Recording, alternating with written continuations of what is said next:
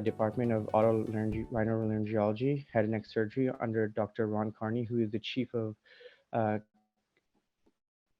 oncology for head and neck surgery at the Department of Otorhinolaryngology. Um, so my topic of discussion is basically 4D CT scans, which facilitates focused signal quadrant parathyroidectomy in patients with primary hyperparathyroidism by maintaining a high negative predictive value for uninvolved quadrants. Um, so just a little bit of a background. I'm sure we all know what primary hyperthyroidism is, but it is a very common phenomenon. Between 1 in 7 people are affected in 100,000 in 1,000 population. The most common parathyroid lesion is an adenoma. Complications include kidney stones, osteoporosis, which leads to fractures, neuropsychiatric disturbances, GI disruptions, muscle weakness, and cardiovascular symptoms from the hypercalcemia and hyperphosphatemia. Treatment is traditionally parathyroidectomy with extensive bilateral neck exploration or single quadrant focused parathyroidectomy. All right. So with regards to traditional screening, there are two. There's the TSS scan and the surgeon performed ultrasound. The TSS is the most commonly used for localization of the lesion. The positive predictive value is 90.7% and sensitivity is 78.9%. And this is based on a meta-analysis which was done. Drawbacks for the TSS are false negatives in as many as 30% of cases, which were seen in the meta-analysis.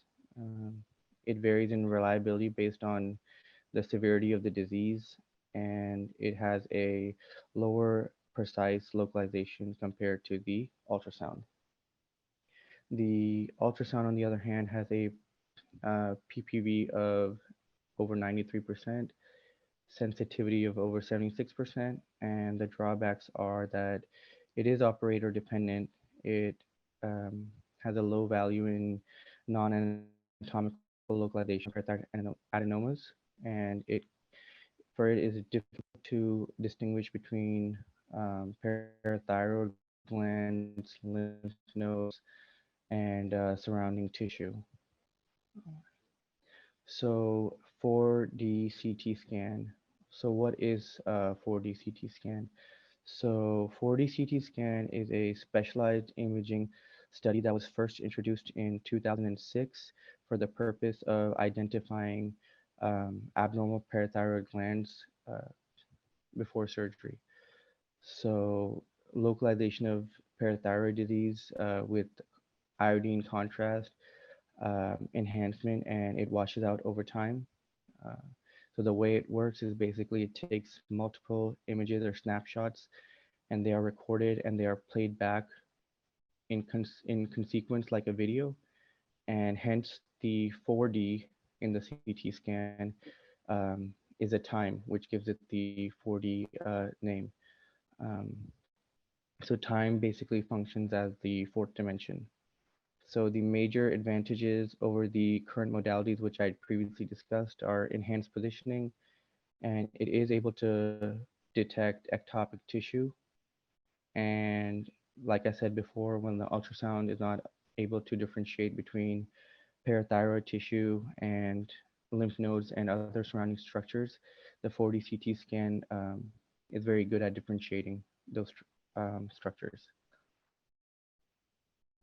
So this is basically an image that I took of the 4D CT scan. This is just one image, but we do take multiple images, like I said previously. And this is, if you can see the arrows, I apologize, the arrows are not in the right location. They are actually pointing at the parathyroid glands, or sorry, the thyroid glands. Uh, but you can kind of see it's just like a CT, except we take multiple images.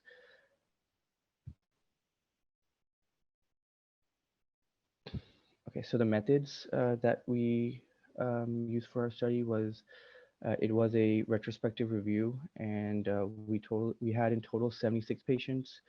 but 8 of the patients did not qualify, so 68 patients were included. The exclusion criteria was chronic renal disease, multiple glands that were previously discovered in the patients, and patients without obviously the preoperative 4D CT scan, which we were um, trying to look at. 4D CT scan imaging documented by two independent neuroradiologists. So it was a, excuse me, it was a blinded study.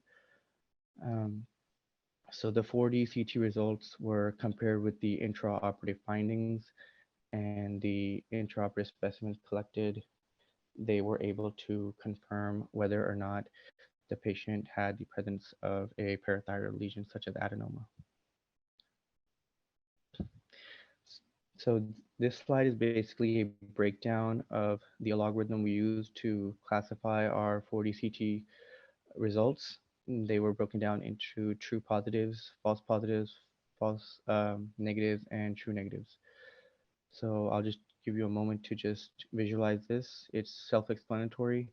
If there was a lesion on the 4D CT scan and it did show um, intraoperatively, then it was true positive. If the 4D CT scan did not localize a parathyroid lesion and it did show intraoperatively that there was, then that's a false negative. If the 4D CT scan localized a false location and the pathology showed a normal parathyroid gland, then that was false positive. And if the 4D CT scan did not show any lesion and the intraoperative pathology showed um, normal parathyroid gland, then that was true negative. So that was basically how we identified whether it was false, true positive, true negative, and false positive, false negative. So all of our patients were separated into subgroups, and as you can see here, we have the subgroups listed. Um, I don't think I'm going to go through all of them, but you guys can take a moment to look at this.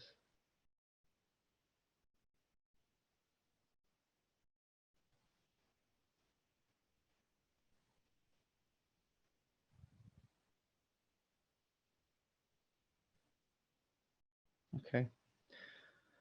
So the results, like I said previously, were either falsely positive, falsely negative, um, and or truly positive, truly negative. And then we also, the premise of our study was that 4D CT scan already has a high specificity value, which is around 93%. And what we were looking for was the negative predictive value, which we calculated for our study group. So the high specificity is already it's already a very good sign that 4D CT scan um, has a high efficacy. But even if we add the NPV, the negative predictive value, then if we see something on the 4D CT scan which is not there, we don't see anything, we don't see any parathyroid lesions, then most likely 93.6% that there won't be a finding on the in the intraoperative pathology.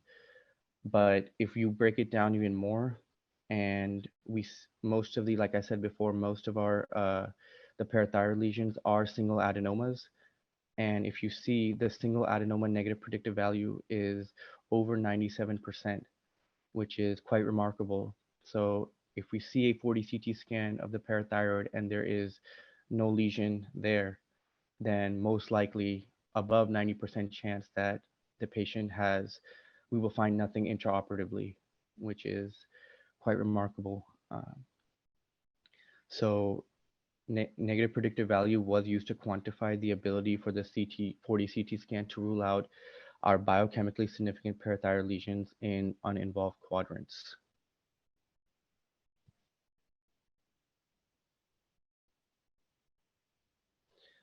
So in conclusion, we did find that 4D CT, although it did have a high specificity already documented in literature, Um, it had a high negative predictive value of 93.3% when compared with the TSS and the surgeon performed ultrasound.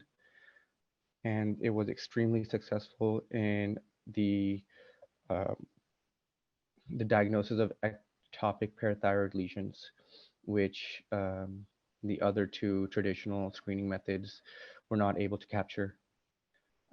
We believe that the application of this technology, although it is it's in infancy, it's very new. Like I said, it was um, just started using it in 2006, and now it's slowly and slowly being more applied in the preoperative field for parathyroid lesions. It will prevent unnecessary surgical invasion and exploration because bilateral neck excision is quite invasive. It causes increased hospital stay.